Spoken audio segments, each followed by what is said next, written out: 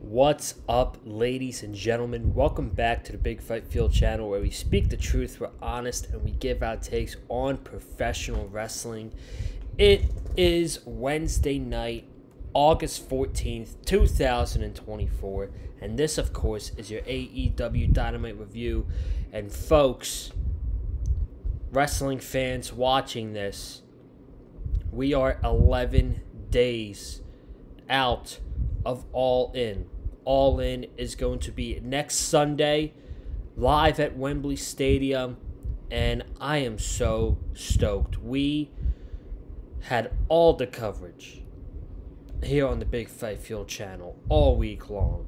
So for All In week, you are absolutely going to want to be tuned in to the content that we do here on the Big Fight Field channel. We have a huge episode of Dynamite next week.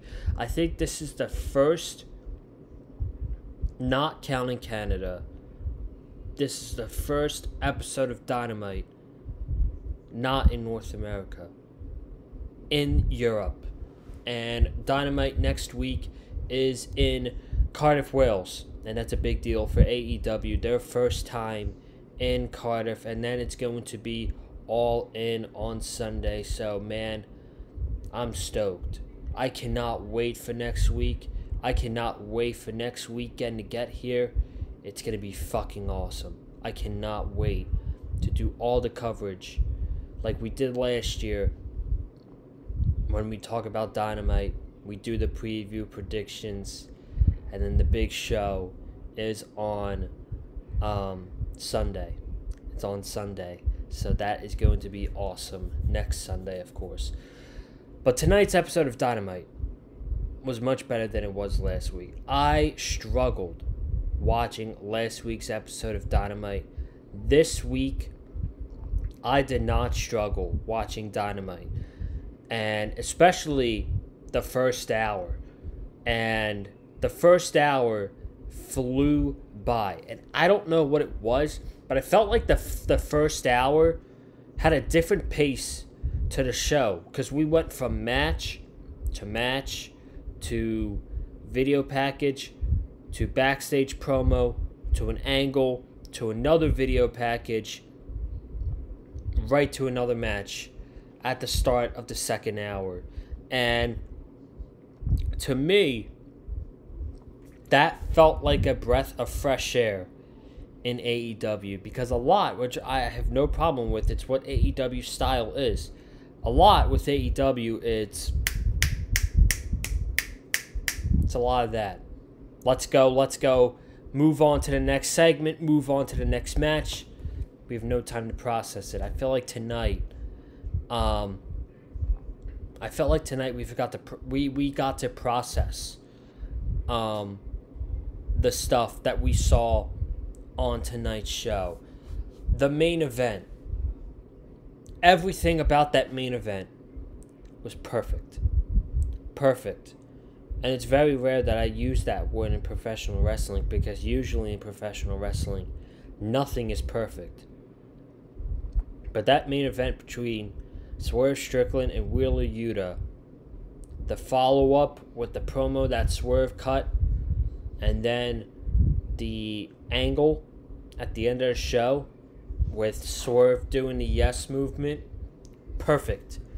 Absolutely perfect. And Swerve has dove into this evil douchebag persona for now, because there's no way he's walking into his match against Bryan Danielson as a babyface. There's no way people are going to be cheering for him over Bryan Danielson, where this could be Bryan's last match. We might never see Bryan Danielson ever again. However, I do have a theory of where I do think this is going. I'm not going to share that right now. But everything about that main event was perfect, and we're going to talk about it. But I thank you guys so much for joining me. Last week was good, man. Celebrated the 22nd birthday. If you guys didn't see on my Twitter page, got myself some new Miami Dolphin Nike kicks, man. They are sick. I'm going to be wearing them on Sundays during game day. I'm getting a little bit teary-eyed talking about them, to be honest with you. They are so beautiful. I cannot wait to wear them on Sundays. And when I go down to Miami in a couple weeks for some Dolphins football, and then getting ready for basketball season, Paul George. Paul George is a Philadelphia 76er. Got myself a nice Paul George jersey for the Sixers' upcoming season. But speaking of Dolphins, we did not do any preseason videos last week because the game was on my birthday. So I will be watching the game Saturday night against the Washington Commanders, and we will be doing a post-game recap video. It could be early, depending on how the game is going, but we will be doing a post-game recap video Saturday night, and I will be watching my Miami Dolphins for the first time this season. It might only be preseason, but I'm looking forward to it, so we'll see what happens going into that. But now let's talk about Dynamite. And the first match we saw tonight was Hikaru Shida versus Mercedes Moné. Now the match was fine. Mercedes won in a good opening match. By the way, her finisher looks very sloppy. I don't know if it was just the way Shida sold it, but her finisher looked really sloppy tonight. Mercedes beat Shida to retain the TBS Championship. The match was fine. I don't like the fact that this match was booked 2 weeks away from your biggest show of the year. It just goes to show you how AEW feels about Hikaru Shida, which is bullshit. Why is it bullshit, you ask? Because Hikaru Shida is probably one of the better wrestlers on that AEW women's roster. She is a day one there in that women's division, and more than likely Mercedes is not going to lose at All In to Britt Baker. So what you could have done is you could have actually built up Hikaru Shida as a nice challenger for Mercedes Moné to give us Hikaru Shida versus Mercedes Moné at, I don't know, what's another pay-per-view they have coming up right after this? All Out. You could have given Mercedes Moné and Hikaru Shida their match at All Out instead of tonight. I did not like the match. I did not like the fact that they just thrust Hikaru Shida into a TBS title match on a random episode of Dynamite so short away from All In, where we knew there was absolutely no possibility whatsoever that Hikaru Shida was going to win this match. So I didn't like that. And Mercedes, she won after the match. Britt Baker's music hit. Britt Baker came out from the crowd, and she attacked Mercedes, tried to get the lockjaw in. Camille tried to pull her out of the ring first. It didn't work, and she had to go in the ring, take Britt Baker off of Mercedes in order to pull Mercedes Moné out of the ring. This match really has no heat going into it. They had their face-to-face, the Dynamite after Forbidden Door, which that was excellent. But besides that, this feud has no heat whatsoever, and a feud between Britt Baker and Mercedes Moné having no heat at all is very disappointing. And it's the biggest match AEW can make, and the fact that it has no heat going into the show next week, it's very disappointing. And the way this build has gone, it's going to depend on the match. The match is going to depend on how the feud was between these two ladies, because they're great in the ring. So I'm expecting them to have a great wrestling match next week. But the build overall for this, ever since the face-to-face, sorry about that, it's been weak. It's been very weak between Britt Baker and Mercedes. So, yeah, that's all that. Jay Lethal and Hangman Page. Hangman's been feuding with Jeff Jarrett for the past couple weeks. God, I'm hoping that does not lead to a Hangman-Jeff Jarrett match at All In. Just put Hangman in the Casino Gauntlet and call it a day. Hangman, he defeated Jay Lethal in about 12 minutes in his hometown of Norfolk, Virginia. So then, we got about a 4-minute video package of MJF versus Will Ospreay, and everything that has involved the feud between MJF and Ospreay so far. And then we get to the back after the video package, and Pac is on the screen. And I was really happy to see this because Pac was supposed to be the number one contender for the International Championship, now the AEW American Championship, at All In. And the way they told this one was Pac said that Will Ospreay was able to weasel his way into Tony Khan's office and get himself a rematch ahead of Pac at Wembley Stadium for the International Championship. But Pac said it's all good, and he will have his moment.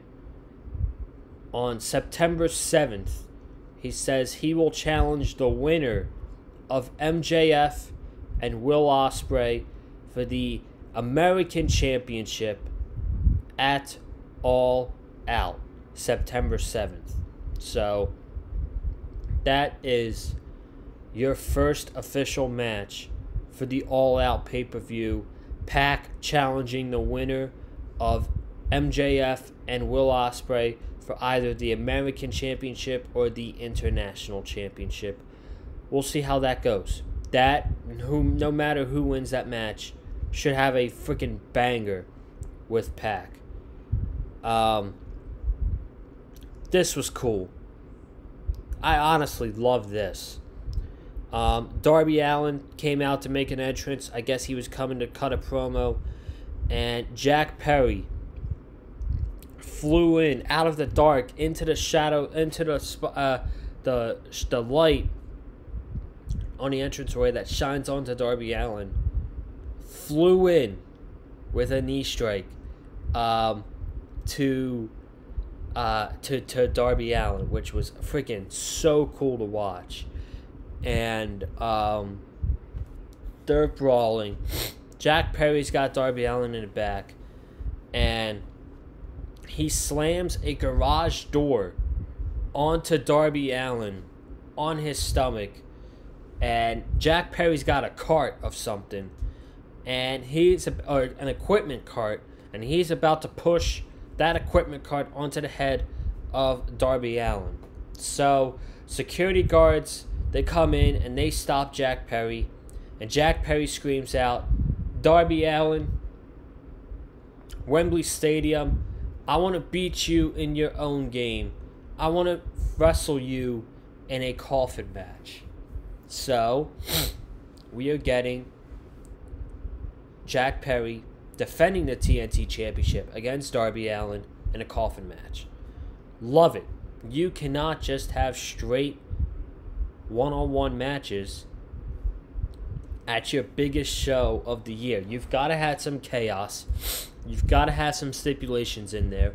And for a feud like this works. And I've actually seen people... excuse me.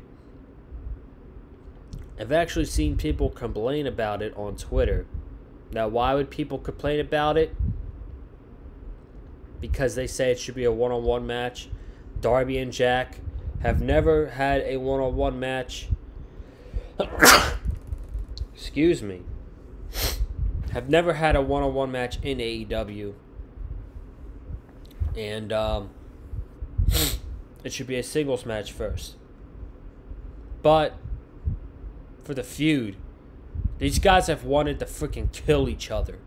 From Double or Nothing with Darby setting him on fire, with blood and guts.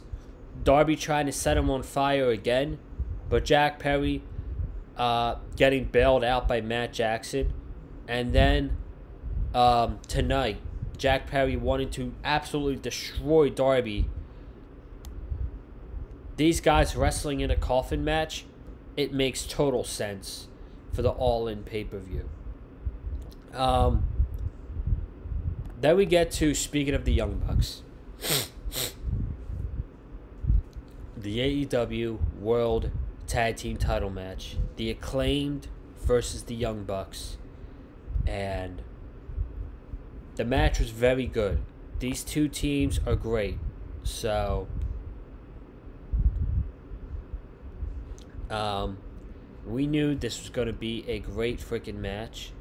It was good. And the ending was exactly the way I thought it would be. With FTR inserting themselves into this feud. They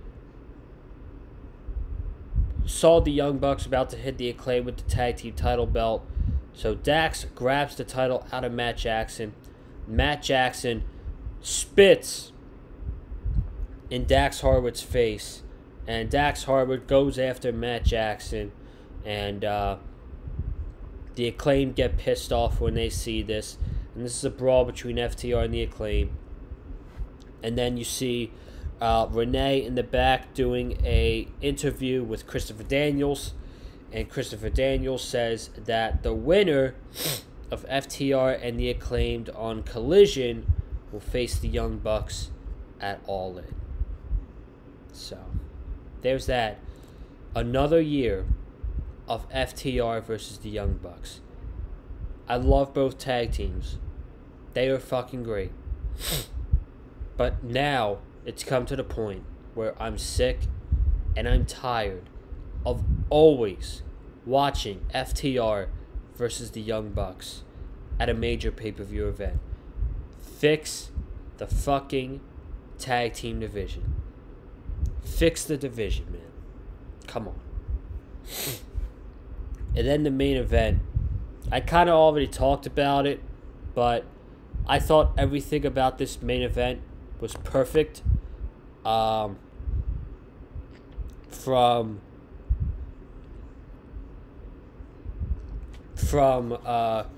the match, which the match was great with Bryan cheering on Wheeler Yuta from the front row. Swerve won the match via ref stoppage with 3 house calls. Then he went to kick Wheeler Yuta's head in, and that's when he stopped the match. The ref did. And then Swerve wouldn't stop. Bryan Danielson got in the ring and Swerve retreated. Swerve grabbed the microphone and he said, "I got a message for you, Bryan." He said, "Tonight I was going to make an example out of Wheeler Yuta, but that's only a little bit. What you saw tonight was only a little bit of what I'm going to do to you at Wembley next week." And he says, "With you in the front row of Wheeler Yuta, you're bringing your family to London, right? Because what you had to witness me do to Wheeler Yuta, I want your daughter to witness that, sitting in the front row, and me cripple you." And this was while Bryan Danielson was taking care of Wheeler Yuta.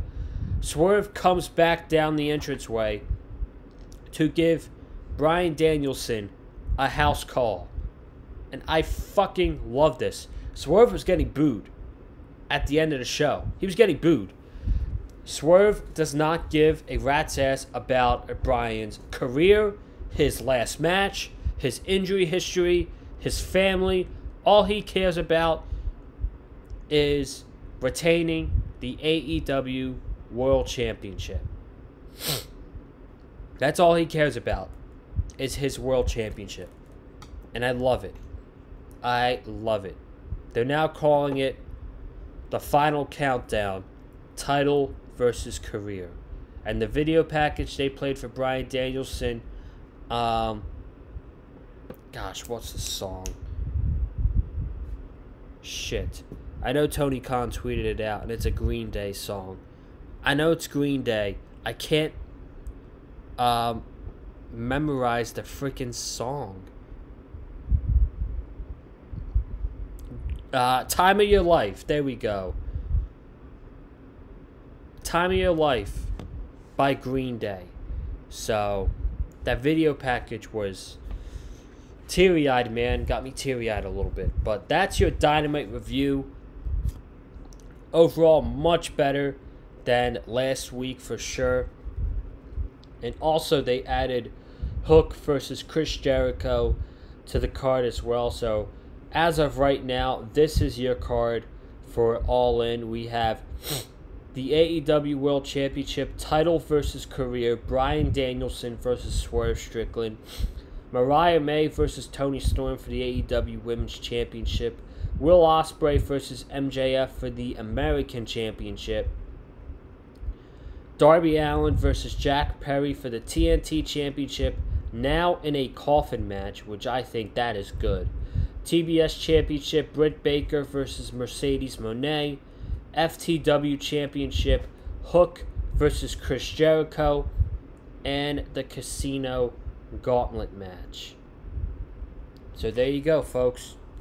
There you go. That's it. That's all I got for you guys tonight. Thank you all so much for tuning in. Be sure to subscribe to the Big Fight Fuel channel, man. Subscribe. Comment down below your thoughts on the show tonight. Hit the like button if you liked what you heard from me. Follow me on Twitter, Conlon_Joseph. And I will see you guys in the next video. Have a good night. Stay safe. And as always, stay classy. And I'm out. Peace.